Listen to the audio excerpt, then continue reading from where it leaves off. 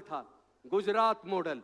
वो गुजरात मॉडल जिसमें गरीब लोग अपने बच्चे को पढ़ा नहीं सकते, वो गुजरात मॉडल जिसमें गरीब लोग अपने लोगों का इलाज नहीं करा सकते, एक फर्जी मॉडल बनाया गया। इसी रामलीला मैदान के अंदर एक फर्जी आंदोलन की शुरुआत की गई, भ्रष्टाचार खत्म करने का आंदोलन। एक्चुअली वो आंदोलन भ्रष्टाचार खत्म करने का नहीं था, वो आंदोलन कोई अन्ना हजारे का आंदोलन नहीं था, वो आंदोलन था आरएसएस, बीजेपी का, कांग्रेस को, यूपीए सरकार को बदनाम करके खत्म करने का। क्योंकि उन्होंने 3 फर्जी केस बनाए, एक 2G स्पेक्ट्रम घोटाला, दूसरा कोल ब्लॉक घोटाला और तीसरा कॉमनवेल्थ घोटाला। लेकिन हुआ क्या, इनकी खुद की जांच एजेंसी ने क्लोजर रिपोर्ट दाखिल कर दी और इन्होंने, कोर्ट ने खुद कह दिया कि कोई घोटाला नहीं हुआ। तीनों घोटाले जो बनाए गए थे फर्जी, जिससे कांग्रेस की, यूपीए की सरकार को बदनाम किया गया था, तीनों के तीनों घोटाले फर्जी साबित हो गए। इन्होंने नारा दिया था काला धन वापस आएगा, आज काला धन 3 गुना हो गया, 3 गुना हो गया। कहां है वो अन्ना हजारे? इसका मतलब देश के साथ धोखा हुआ। और अब तो धोखा इस हद तक है, आपकी वोट की चोरी हो रही है। जनता जब किसी सरकार से परेशान होती है तो जनता चाहती है कि अपने वोट के माध्यम से इस सरकार को बदलो। लेकिन जब आपकी वोट की चोरी हो रही है, चुनाव चोरी हो रहा है, ईवीएम के माध्यम से चोरी हो रही है, ईवीएम के अंदर टाइम मशीन क्यों है, टाइम क्लॉक क्यों है? क्योंकि चोर आपकी वोट की चोरी करवानी है। पूरी प्लान के तहत किया गया है। तो साथियों, अंत में चूंकि वक्ता बहुत ज्यादा है, मैं अपनी वाणी को खत्म करने से पहले एक बात और कह दूं कि भारत की वो सरकार जो एक समय कांग्रेस के नेतृत्व में चली, जिसने सैकड़ों पीएसयूज बनाए, एम्स बनाया, आईआईटी बनाई, देश का निर्माण किया, आज एक एक करके सब बेच दिया, सारे पीएसयूज बेच दिए। शिक्षा को इतना महंगा कर दिया कि आपका एजुकेशन का खर्चा 15 लाख से लेकर 50 लाख के बीच, सरकारी इंजीनियरिंग कॉलेज से, मेडिकल कॉलेज से, लॉ कॉलेज से लाखों रुपया चाहिए, सरकारी कॉलेज से लाखों रुपए किसके पास हैं डिग्री कराने के लिए? हमारे लोगों को पढ़ाई का खर्चा महंगा करके हमारी पढ़ाई छीन ली गई है। 4th क्लास एम्प्लॉयमेंट को आउटसोर्स कर दिया, सरकारी नौकरी सब ठेकेदारी प्रथा में दे दी। इस तरीके से देश की जनता पे हमला हुआ है। यह केवल वोट की चोरी नहीं है, यह पूरे सरकार की चोरी है।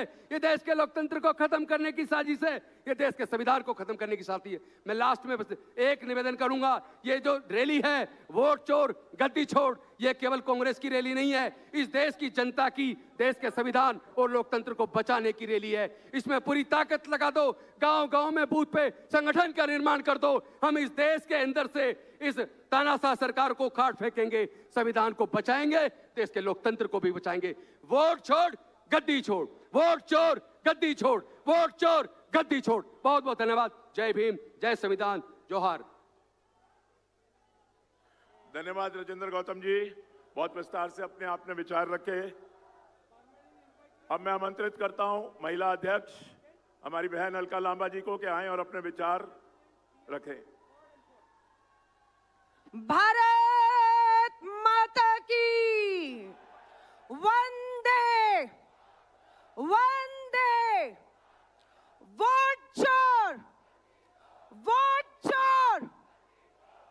मैं देश के कोने कोने से आए भारतीय राष्ट्रीय कांग्रेस के सिपाहियों को कहना चाहती हूं, कुछ ही समय में हमारे न्याय योद्धा, लोकसभा में नेता विपक्ष श्री राहुल गांधी जी, मल्लिका अर्जुन खड़गे साहब राष्ट्रीय अध्यक्ष, श्रीमती सोनिया गांधी जी पूर्व कांग्रेस अध्यक्ष, प्रियंका गांधी जी हमारी वायनाड से सांसद केसी वेणुगोपाल जी, संगठन महासचिव आपके बीच में कुछ ही क्षण में पहुंचने वाले हैं। बधाई देना चाहती हूं पूरे कांग्रेस परिवार मंच पे बैठे लोगों की तरफ से।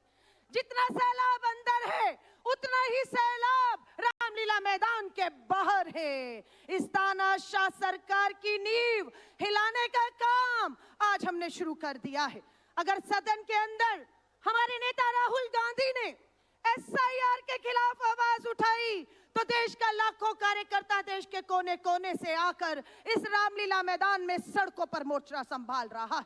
नेता विपक्ष के तौर पर श्री राहुल गांधी जी ने सदन के अंदर एक वोट चोरी को रोकने के लिए बाबा साहब अंबेडकर के संविधान में मिले हमारे हक अधिकारों को छीनने का काम ये तानाशाह सरकार नाम लेने से डरते नहीं है। हम दो हमारे दो ने इस देश में जो लूट मचाई है उसे रोकने का काम कांग्रेस का एक एक सिपाही करने जा रहा है।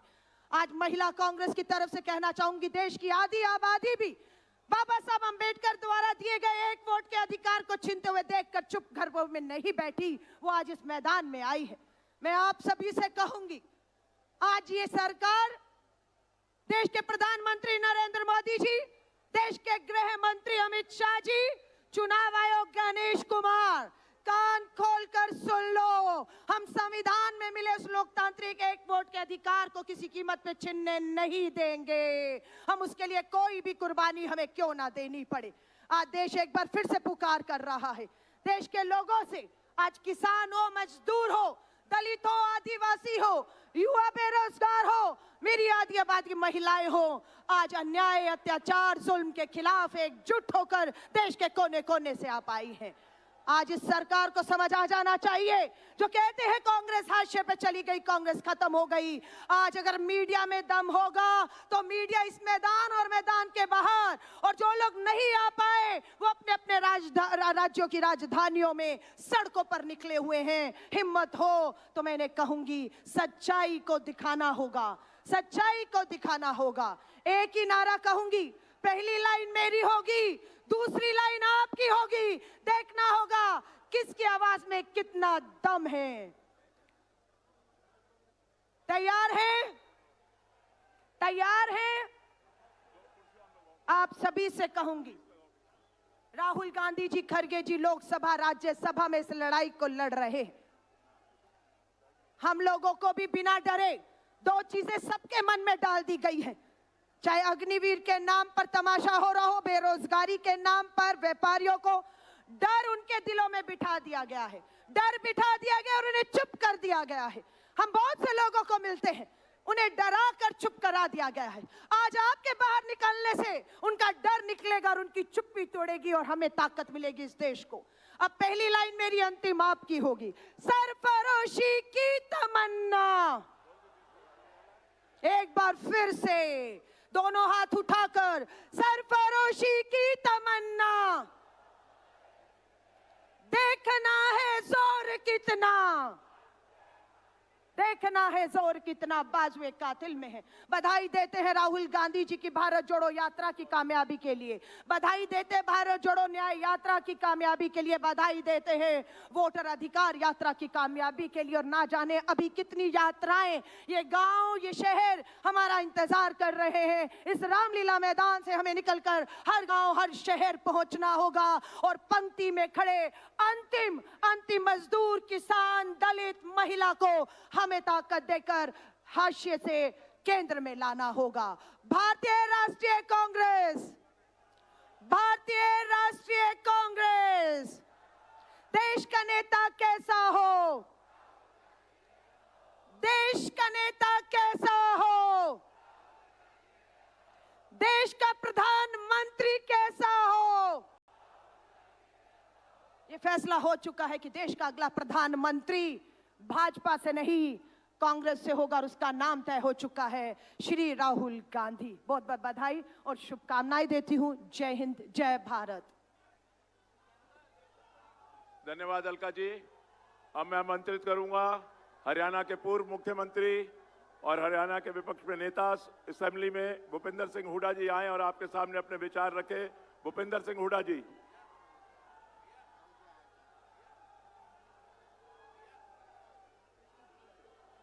सम्मानित मंच, उपस्थित सभी आए हुए साथियों, बुजुर्गों, नौजवान साथियों व मातृशक्ति, देखिए आज कांग्रेस पार्टी खड़गे साहब के और राहुल जी के नेतृत्व में, सोनिया जी के नेतृत्व में ये रैली की है। क्यों की है, क्या जरूरत पड़ गई थी इसकी? आप सबको मालूम है, चुनाव हुए, एक के बाद एक चुनाव हुआ। राहुल गांधी जी ने हर प्रदेश के बारे में, चाहे वो कर्नाटक हो, महाराष्ट्र हो, हरियाणा हो, ये साबित कर दिया कि वोटिंग ईमानदारी से नहीं, और यहाँ का इलेक्शन कमीशन निष्पक्ष नहीं है। तो ये वोटिंग का अधिकार, मतदान का अधिकार, हर व्यक्ति को बराबर की वोट मिले, ये बड़ी भारी कुर्बानी से मिली। देश की आज़ादी लड़ाई लड़ी हमारे बुजुर्गों ने और कितनी कुर्बानियां दी। बहुत सारों को तो हमारे को नाम और गांव भी पता है, लेकिन लाखों आदमी ऐसे हैं जिनके ना गांव का पता ना नाम का पता। उन्होंने देश की आज़ादी के लिए कुर्बानी दी और उस कुर्बानी के बाद देश आज़ाद हुआ तो संविधान सभा में एक संविधान बना देश का और संविधान ने सबको बराबर का मत का अधिकार दिया। आज सवाल उठ गया है देश में कि जो हमारा मत का अधिकार है उस पर डाका मारा जा रहा है, उसके ऊपर मैनिपुलेशन हो रही है, उसके ऊपर ईमानदारी से चुनाव नहीं हो रहे हैं।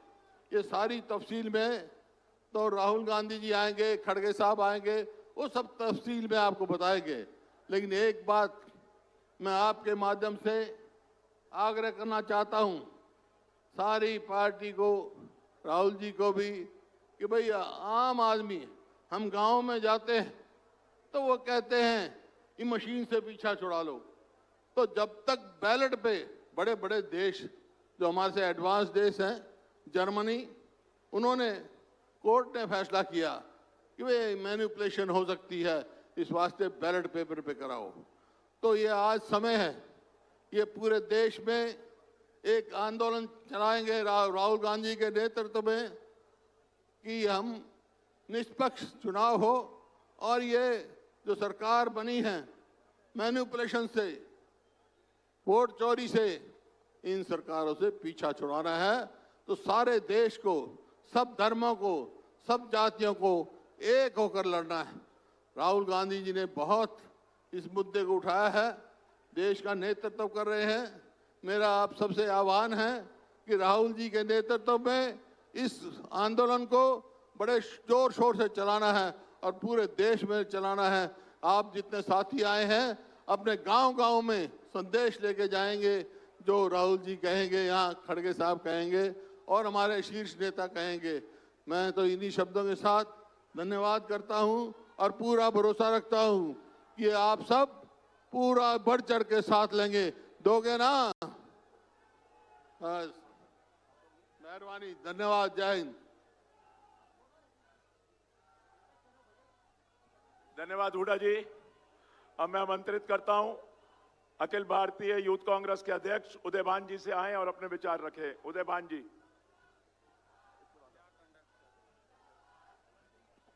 धन्यवाद।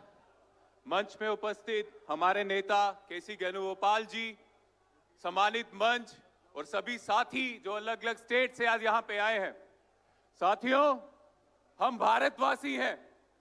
भारत जिसका लोकतंत्र पूरी दुनिया में सबसे बड़ा और खूबसूरत है, और ये लोकतंत्र बनाने में सबसे बड़ा हाथ उन लोगों का है जिन्होंने देश की आजादी के लिए बलिदान दिया और जिन्होंने देश का संविधान बनाया।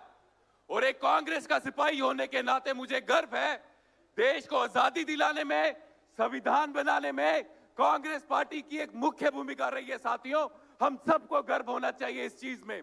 लेकिन बहुत दुख से कहना पड़ता है, आज हमारे लोकतंत्र को, आज हमारे संविधान को खत्म करने की कोशिश नरेंद्र मोदी और इलेक्शन कमिश्नर के रूप में उनका पीए गणेश कर रहा है। साथियों, लेकिन ये जो वोट चोरी का खेल वो खेल रहे हैं, उसको रोकने के लिए आज ये जो साथी आए हैं, ये काफी है इन चोरों की वोट चोरी रोकने के लिए। साथियों, एक समय था जब इलेक्शन महोत्सव की तरह मनाया जाता था भारत में, और इलेक्शन कमीशन ये काम करता था कि सब इलेक्शन निष्पक्ष हो। और आज इलेक्शन कमीशन काम कर रहा है कि मोदी जी को किस तरह से सत्ता में रखे, किस तरह से उनकी दलाली करके उनकी सरकारें बनाए। देश को बचाने के लिए, संविधान को बचाने के लिए और भारत माता की इज्जत के लिए हम सब भारत माता के लाल की ये जिम्मत बनती है, जिम्मेदारी बनती है कि हम अपने देश में वोट चोरी को रोकें। और जिस दिन वोट चोरी रुक गई, यह नरेंद्र मोदी आपके वोटों से प्रधानमंत्री नहीं बना, यह नरेंद्र मोदी वोट चोरी करके प्रधानमंत्री बना। और जिस दिन वोट चोरी रुक गई, दिल्ली से लेके हर एक स्टेट में तख्ता पलट जाएगा साथियों, और कांग्रेस की सरकार बनेगी जो लोगों की सेवा करेगी। आप सब यहां आए, बहुत बहुत धन्यवाद। जय हिंद, जय भारत। बहुत बहुत शुक्रिया उदय भानु जी।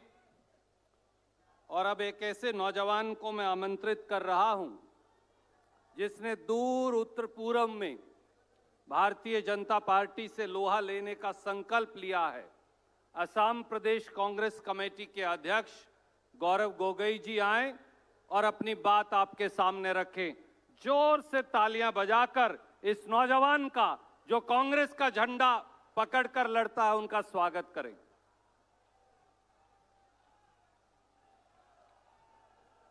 जय हिंद, जय हिंद, जय हिंद। आज इस मंच पर उपस्थित कांग्रेस वर्किंग कमेटी के सदस्यगण, सांसदगण, प्रदेश अध्यक्षगण, विधायकगण और देश के हर कोने से आए हुए कांग्रेस के साथियों, मैं सबसे पहले आदरणीय राहुल गांधी जी का आभार प्रकट करना चाहूंगा कि जो वोट चोरी का नारा उन्होंने बिहार के सड़कों पे उठाया, उस वोट चोरी की गूंज हमने सदन के अंदर हमने सुनी, पूरे देश भर ने सुनी कि किस प्रकार से चुनाव आयोग निष्पक्ष नहीं है, किस प्रकार से चुनाव आयोग भाजपा सरकार का एक कठपुतली बन चुका है। और इसीलिए आज हम सब दिल्ली के इस राजधानी में आए हैं राहुल गांधी जी के हाथ को और मजबूत करने के लिए, देश की आवाज को और मजबूत करने के लिए कि वो चाहे सत्ता में बैठे हुए लोग, अगर उनको लगता है कि वो हर दिन हर महीने चोरी कर पाएंगे, तो उनके चोरी को पकड़ने के लिए हर बूथ में, हर गांव में, हर ढाणी में लड़ाई लड़ेगा हमारे कांग्रेस का कार्यकर्ता। आज सदन में हमने देखा कि भाजपा सरकार समझती थी कि वंदे मातरम के ऊपर भाषण होते हुए वो कांग्रेस पार्टी की छवि को धूमिल करेगी, लेकिन हमने देखा कि किस प्रकार से जब हमारी नेत्री प्रियंका गांधी जी जब सदन में खड़े होकर कांग्रेस पार्टी की इतिहास हमने जब भाजपा को सुनाई, तो भाजपा का मुंह बंद हो गया। हमने सदन के अंदर यह भी देखा कि जब आदरणीय नेता राहुल गांधी जी जब खड़े हुए, आंख से आंख मिलाकर उन्होंने अमित शाह जी को कहा कि अमित शाह जी, मेरे 3 प्रेस कॉन्फ्रेंसेस पर हो जाए एक बहस, हो जाए एक चर्चा। तो जिस प्रकार से इन्होंने अमित शाह जी को ललकारा, तो अमित शाह जी भी हड़बड़ा गए। अमित शाह जी भी राहुल गांधी जी के उस चैलेंज को, उसका जवाब वो नहीं दे पाए। आज हमें बात समझनी है, जो बात सदन के अंदर राहुल गांधी जी ने सबको कही कि ये जो वोट, ये हमारा अस्त्र है, ये वोट हमारी आवाज है। अगर जब किसान, जब वो अपना मजदूरी को लेकर, अपने किसान को लेकर, हमारे जो खाद्य जो आज बहुत पैसों में खरीदना पड़ रहा है, जब उसके साथ ये बेवफाई होती है, तो वो अपनी आवाज कैसे उठाता है? वोट के द्वारा। जब बेरोजगार युवा, जब उसको नौकरी नहीं मिलती, तो वो अपना आक्रोश कैसे व्यक्त करता है? वो वोट के द्वारा। वे महिला जिस पर अत्याचार होता है, वो महिला अपना गुस्सा कैसे दिखाती है? वो वोट के द्वारा। तो इसीलिए अगर लोकतंत्र में हमारे किसानों की, बेरोजगार युवाओं की, महिलाओं की, गांवों की, विभिन्न प्रांतों की अगर आवाज उठानी है, तो उनका आवाज होता है वो वोट। और इसीलिए ये भाजपा ये समझती थी कि पिछले लोकसभा चुनाव में उनके 400 पार सीट आएंगे। जब देखा कि 400 पार उनका सपना विफल हो गया, लोग उनके खिलाफ हैं, तो उन्होंने ये वोट चोरी शुरू की।